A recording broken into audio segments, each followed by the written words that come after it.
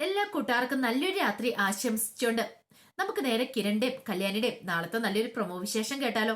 ആദ്യമായി കാണുന്നവരാണെങ്കിൽ ചാനൽ ഇഷ്ടപ്പെട്ട ഒന്ന് സബ്സ്ക്രൈബ് ചെയ്യാൻ മറക്കരുത്. അതോടൊപ്പം തന്നെ വീഡിയോ ഇഷ്ടപ്പെടുവാണെങ്കിൽ ലൈക്ക് ചെയ്യാനും മറക്കരുത് കേട്ടോ. നമ്മുടെ മുന്നോട്ടുള്ള യാത്രയിൽ നിങ്ങളുടെ ലൈക്ക് സപ്പോർട്ടുമാണ് നമുക്ക് ഏറ്റവും കൂടുതൽ പ്രചോദനമായി മാറിക്കൊണ്ടിരിക്കണേ. അപ്പൊ നമുക്ക് നേരെ വിശേഷത്തിലേക്ക് പോയാലോ. അങ്ങനെ ഇന്നത്തെ വിശേഷത്തെ നമ്മൾ കണ്ടു. പ്രകാശനും രാജപ്പനും കൂടെ സംസാരിച്ചുകൊണ്ടിരിക്കുകയാണ്. പ്രകാശന്റെ നെഞ്ചി തീയ പഞ്ഞു വെച്ച കത്ത എങ്ങനെയെങ്കിലും അവിടുന്ന് വന്നാ മതിയായിരുന്നു. അവനെ ഏർപ്പാടാക്കി വിട്ടിട്ടുണ്ട്. ഇനി പൈസയും കൊണ്ട് മുങ്ങുവോ എന്നുള്ള ടെൻഷനൊക്കെ പ്രകാശന്റെ മനസ്സിലുണ്ട്. ഈ സമയം രാജ പറഞ്ഞു, പേടിക്കൊന്നും വേണ്ട പ്രകാശ, അവൻ എനിക്ക് നല്ല വിശ്വാസമുണ്ട്. അവനെ അറിയപ്പെടുന്ന ഒരു ഗുണ്ടയാണ് തമിഴ്നാട്ടിലെ, അതുകൊണ്ട് പേടിക്കണ്ട, അവൻ പോയ കാര്യം നടത്തിയിട്ടാ വരുവോളെന്ന്. പക്ഷേ എങ്കിൽ പ്രകാശൻ അറിയത്തില്ലല്ലോ വരാൻ പോകുന്ന തനിക്കിട്ടൊരു വമ്പം പണിയാന്നുള്ള കാര്യം. ഈ സമയം ലക്ഷ്മിയുടെ അരികിൽ നിന്ന് കൊലയാളി മുത്ത് പുറത്തേക്ക് ഇറങ്ങി വരുവാണ്.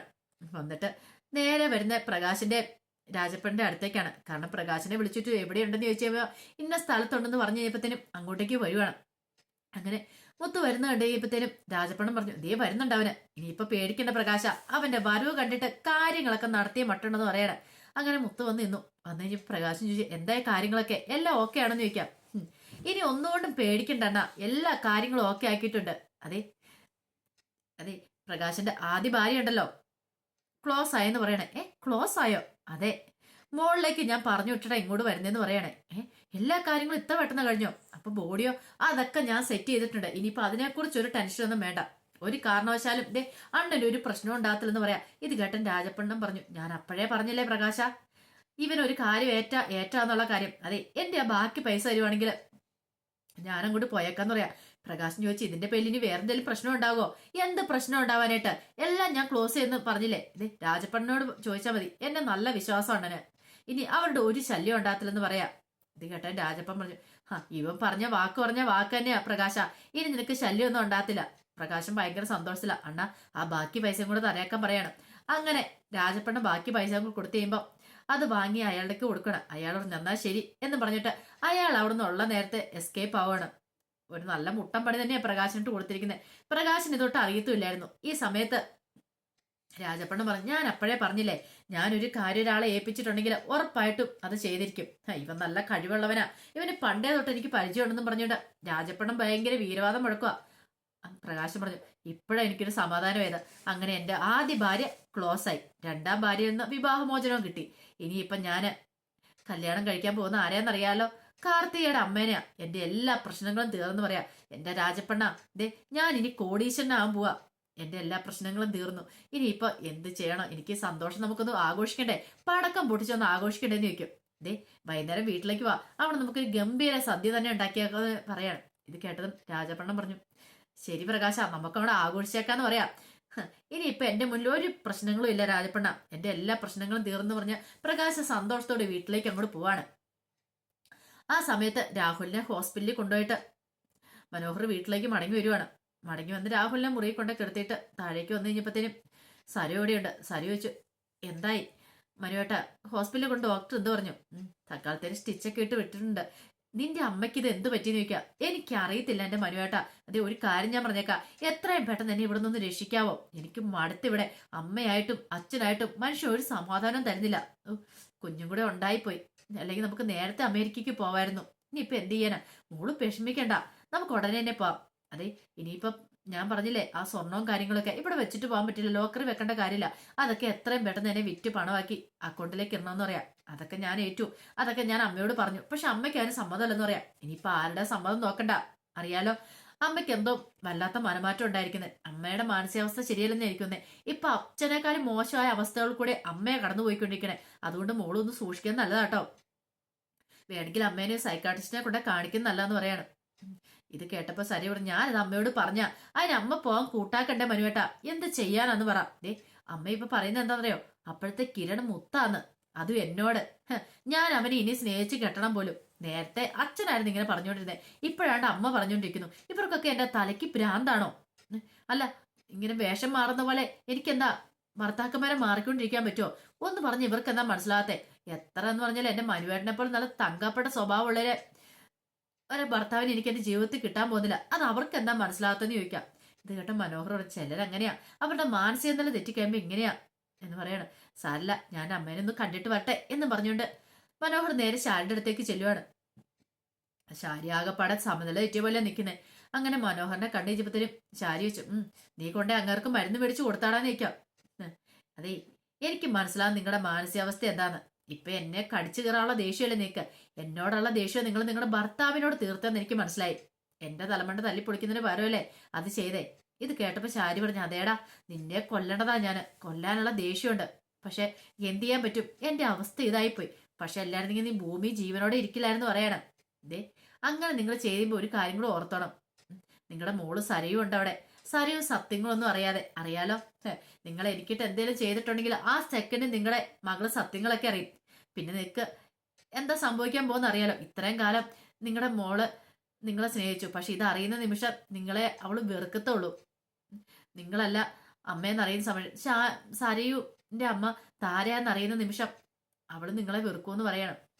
അത് കേട്ടതും ശാരി പറഞ്ഞു, എനിക്കറിയാടാ, ആ ഒരു പിടിവള്ളിയെ പിടിച്ചിട്ടാ നീ തൂക്കിടക്കുന്നതെന്ന് എനിക്കറിയാം. പക്ഷെ അധികം വൈകാതെ കണ്ടോ മനോഹറെ, നിന്റെ അന്ത്യമായിരിക്കും എന്ന് പറയാണ്. നിന്നെ കൊന്നിട്ട് ജയിലിൽ പോകാൻ തയ്യാറായിട്ടാ ഞാൻ നിൽക്കുന്നത്. ഒരു നിവൃത്തിയില്ലെന്ന് വന്നിട്ടുണ്ടെങ്കിൽ ഞാനത് ചെയ്യൂടാ. എന്റെ മകൾക്ക് വേണ്ടിയിട്ട് എന്റെ ഭർത്താവിനെ നിന്നെ വേണേ കൊന്നിട്ട് ഞാൻ ജയിലിൽ പോടാന്ന് പറയാം. അങ്ങനെയെങ്കിലും എന്റെ മകള് മാത്രമല്ല, കുറെ പെൺകുട്ടികളുടെ ജീവൻ രക്ഷപ്പെടില്ല. ഇനിയെങ്കിലും നീ ഒരു പെൺകുട്ടിയുടെ പുറകെ പോലെന്ന് പറയാ. ഇത് കേട്ടത് മനോഹർ പറഞ്ഞു, അതൊന്നും നിങ്ങളെ കൊണ്ട് പറ്റത്തില്ല. നിങ്ങളെ കൊണ്ട് അത് ചെയ്യാൻ പറ്റുമായിരുന്നെങ്കിൽ നിങ്ങൾ ആദ്യം നിങ്ങളെ ഭർത്താവിനെ ഇല്ലാതാക്കണം. ഇത്രയും കാലമായിട്ട് നിങ്ങൾക്ക് അത് ചെയ്യാൻ പറ്റിയിട്ടില്ലോ. അപ്പൊ അതിനർത്ഥം എന്താ, നിങ്ങൾക്കൊന്നും ചെയ്യാൻ പറ്റില്ല. ഞാൻ പറയുന്ന അനുസരിച്ച് മര്യാദയ്ക്ക് ഇരിക്കാനേ പറ്റുള്ളൂ. അറിയാലോ, അതെ, ഞാൻ ഇവിടുന്ന് പോകുന്നോടം വരെ ഒരു കാരണവശാലും സരിവ് വിവരങ്ങളൊന്നും അറിയാൻ പാടില്ല. അങ്ങനെ അറിഞ്ഞിട്ടുണ്ടെങ്കിൽ അടുത്ത നിമിഷം തന്നെ നിങ്ങളെക്കുറിച്ചുള്ള സത്യം ഞാൻ അങ്ങോട്ട് വിളമ്പും. എനിക്ക് തരാന്ന് പറഞ്ഞ പണം അതെനിക്ക് കിട്ടണം. അത് കിട്ടിയ കഴിഞ്ഞിട്ടുണ്ടെങ്കിൽ ഞാൻ ഇവിടുന്ന് പൊടിയും തട്ടിയും കൂടെ പോകും. പിന്നെ നിങ്ങളായി നിങ്ങളുടെ ഭർത്താവോ മകളോ നിങ്ങൾ എന്ത് വേണം ചെയ്തു, എനിക്ക് ഒരു കുഴപ്പമില്ലെന്ന് പറയാം. ഏട്ടാ ദുഷ്ടാ, നിന്നെ ഞാൻ ഉണ്ടല്ലോ എന്നൊക്കെ പറഞ്ഞു വരുവാണ്. നിങ്ങൾ എന്ത് ചെയ്യാനാ, നിങ്ങൾ ഒന്നും ചെയ്യാൻ പോകുന്നില്ല. നിങ്ങൾക്കൊന്നും ചെയ്യാൻ പറ്റില്ല. അങ്ങനെ ചെയ്യാനാണെങ്കിൽ നിങ്ങൾ ആദ്യം ഒരു കാര്യം ചെയ്യാം. നിങ്ങൾ ആദ്യം ചതിച്ചാരാ? ഞാനല്ലല്ലോ, നിങ്ങളുടെ ഭർത്താവല്ലേ ചതിച്ചേ. അത്ര വലിയ ചതിയൊന്നും ഞാൻ ചെയ്തിട്ടില്ല. അതുകൊണ്ട് നിങ്ങൾ നിങ്ങളുടെ ഭർത്താവിനെ പോയി ആദ്യം കൊല്ലാൻ നോക്ക് എന്ന് പറയാണ്. ശാരിക്ക് എന്തേലും പറയാനുണ്ടോ? കാരണം മനോഹറിന്റെ മുന്നിൽ ഉത്തരം മുട്ടി ശാരി നിൽക്കുകയാണ്. മനോഹർ അങ്ങോട്ട് പോയി കഴിഞ്ഞപ്പോഴത്തേനും വല്ലാത്ത ടെൻഷനായി. ഒരു പക്ഷെ താന് മുമ്പ് കല്യാണിയോടും കിരണിനോടും ഒക്കെ ചെയ്തതിന്റെ ബലമായിരിക്കും തനിക്കിപ്പോ കിട്ടുന്നത്. ഒന്നും അറിയത്തില്ലാത്ത രൂപേനെയും ചന്ദ്രസേനയൊക്കെ തങ്ങള് കുറെ കാലം അകറ്റി നിർത്തി. അപ്പൊ അതിനുള്ള ശിക്ഷ ചിലപ്പോ ദൈവം ഇപ്പോഴാണ് തരുന്നേ. കല്യാണിയുടെ കുഞ്ഞിനെ വരെ ഇല്ലാതാക്കാൻ ശ്രമിച്ചതാ. ഇപ്പൊ കണ്ടില്ലേ തന്റെ മകളുടെ ജീവിതം. കല്യാണിയുടെ ജീവിതം തകർക്കാൻ നോക്കിക്കഴിഞ്ഞപ്പം തന്റെ മകളുടെ ജീവിതം തകർന്നു പോയത്. ഒരിക്കലും വേണ്ടായിരുന്നു. വേണ്ടാത്ത എത്രയോ പണികൾ ചെയ്തിട്ടുണ്ട്. അതൊക്കെ ഓർത്തു കഴിഞ്ഞപ്പോ തന്നെ ശാരിയുടെ കണ്ണുകൾ നിറഞ്ഞൊഴുകുക. ഇനി അതിനെക്കുറിച്ചൊന്നും ചിന്തിച്ചിട്ട് കാര്യമില്ലല്ലോ. ഈ സമയം പ്രകാശൻ വീട്ടിലേക്ക് വരുവാണ്. പ്രകാശൻ അതിയായ സന്തോഷമാണ്. വന്നു കഴിഞ്ഞപ്പോഴത്തേനും ഭാനുമതി മുത്തശ്ശി ചോദിച്ചു, എന്താടാ മോനെ, നിന്റെ മുഖത്തെന്താ ഭയങ്കര സന്തോഷമുള്ളതെന്ന് പറയാം. എന്റെ അമ്മേ, ഇന്ന് നമുക്ക് സദ്യ വെച്ച് പടക്കം പൊട്ടിച്ച് ആഘോഷിക്കണമെന്ന് പറയാം. അതെന്താടാ മോനെ? അമ്മേ, ആ ലക്ഷ്മിയുടെ കാര്യത്തിൽ ഒരു തീരുമാനമായെന്ന് പറയാം. തീരുമാനമായോ? അതേമേ, ഇനി അവളെ കൊണ്ടല്ല ശല്യമൊന്നും ഉണ്ടാകത്തില്ല കേട്ടോ എന്ന് പറയണം. എടാ മോനെ, അതെങ്ങനെ സാധിച്ചു? അതൊക്കെ ഞാൻ സാധിച്ചെടുത്തു. അതൊക്കെ രാജപ്പനെ കൊണ്ട് സാധിച്ചു. അല്ല, നമ്മുടെ മോൻ എന്തിയെ? വിക്രമാദിത്യൻ മഹാരാജാവ് എന്തിയെന്ന് ചോദിക്കാം. അവനകത്തുണ്ട്. അവനെ ഇങ്ങോട്ട് വിളിക്കാൻ പറയാണ്. അങ്ങനെ വിക്രം അങ്ങോട്ട് വരുവാണ്. വിക്രം വന്ന ഉടനെ പ്രകാശൻ ഓടിപ്പോയി വിക്രത്തിനെ കെട്ടിപ്പിടിക്കുകയാണ്. എന്താച്ചാ എന്താ ഇത്ര സന്തോഷം? എടാ മോനെ, ലക്ഷ്മിയുടെ കാര്യം ക്ലോസ് ആയെന്ന് പറയണേ. ആയോ? അതൊക്കെ ഞാനങ്ങ് സെറ്റ് ചെയ്തെന്ന് പറയാ. ഇനി നാളെ മുതല് നമ്മൾ രാജാക്കന്മാരാന്ന് പറയണം. നമ്മുടെ പ്രശ്നങ്ങളെല്ലാം തീർന്നു. അധികം വൈകാതെ കാർത്തികയുടെ അമ്മേനെ ഞാൻ കല്യാണം കഴിക്കുമെന്ന് പറയണം. ഇത് കേട്ടപ്പം വിക്രം ചോദിച്ചു, ശരിയാണോ അച്ഛാ പറയണെന്ന് ചോദിക്കും. ഞാൻ എന്തിനാടെ കള്ളം പറയണേ? സത്യമായിട്ടുള്ള കാര്യമാ. ഞാൻ കാർത്തിമോളെ ഒന്ന് വിളിക്കട്ടെ എന്ന് പറയണേ. പിന്നീട് കാർത്തികനെ വിളിക്കുകയാണ്. കാർത്തികൻ കൂടെ എന്താ അച്ഛാ എന്താ കാര്യം എന്ന് ചോദിക്കാം. മോളെ, അതെ, മോൾക്കൊരു സന്തോഷ വാർത്തയുണ്ടെന്ന് പറയാം. എന്താ? അതെ, അമ്മയോട് പറഞ്ഞുതരാം കേട്ടോ, കല്യാണം ഉടനെ നടത്താന്ന്. ഇനി ലക്ഷ്മിയുടെ ശല്യം ഉണ്ടാകത്തില്ലെന്ന് പറയാം. എന്താ അച്ഛാ അങ്ങനെ പറഞ്ഞേ? അച്ഛൻ എന്തെങ്കിലും അവര് ചെയ്തോ? ഞാൻ എന്ത് ചെയ്യാനാ? അവര് തിരിച്ച് മടങ്ങിപ്പോയി. അവർക്ക് കേസും കോടതിയൊന്നും വേണ്ടെന്ന്. അങ്ങനെ അവര് പറഞ്ഞോ? അതെ മോളെ, ഇനി അവളെ കൊണ്ട് ഒരു പ്രശ്നം ഉണ്ടാകത്തില്ല. അവള് കേസിന് ഇനി വരുന്നില്ല എന്ന് പറഞ്ഞ കോടതിയിലേക്ക്. അതുകൊണ്ട് ആ പ്രശ്നം ഒഴിവായി. ഇനിയിപ്പൊ മോള് വിഷമിക്കണ്ട, അമ്മയോട് പറഞ്ഞേക്കാൻ പറയോ. അയ്യോ, ഇത് കേട്ടുണ്ട് അമ്മയ്ക്ക് ഭയങ്കര സന്തോഷമാ വെച്ചാ. അമ്മ ഇങ്ങനെ ഒരു നിമിഷത്തിന് വേണ്ടി കാത്തിരിക്കുന്നേ. അങ്ങനെയാണെങ്കിൽ അധികം വൈകാതെ അച്ഛന്റെ അമ്മയുടെ വിവാഹം നടത്താലോ എന്ന് ചോദിക്കാം. അതെ മോളെ, നടത്താന്നൊക്കെ പറയാണ്. പിന്നീട് ലക്ഷ്മിയെ കാണാനായിട്ട് കാർത്തികയും കല്യാണിയും കിരണും കൂടെ ചെല്ലുന്നുണ്ട്. അങ്ങനെ ലക്ഷ്മിയമ്മയുടെ അടുത്ത് നിന്ന് കഴിഞ്ഞപ്പോഴാണ് ലക്ഷ്മിയമ്മ കാര്യങ്ങളൊക്കെ പറയുന്നത്.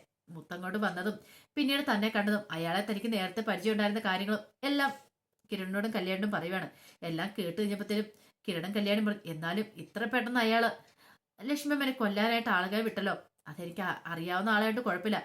പക്ഷെ ഞാൻ മരിച്ചെന്ന് വിചാരിച്ച അയാൾ ഇരിക്കുന്നത്. മരിച്ചില്ലെന്നെങ്ങാനും അറിഞ്ഞാല് ആ നിമിഷം അവൻ എന്ത് ചെയ്യും മടിക്കത്തില്ല. അവൻ കോടതിയിൽ അന്ന് വരും. ഞാൻ ഇല്ലല്ലോ ഇല്ലല്ലോ എന്നുള്ള പ്രതീക്ഷയില്.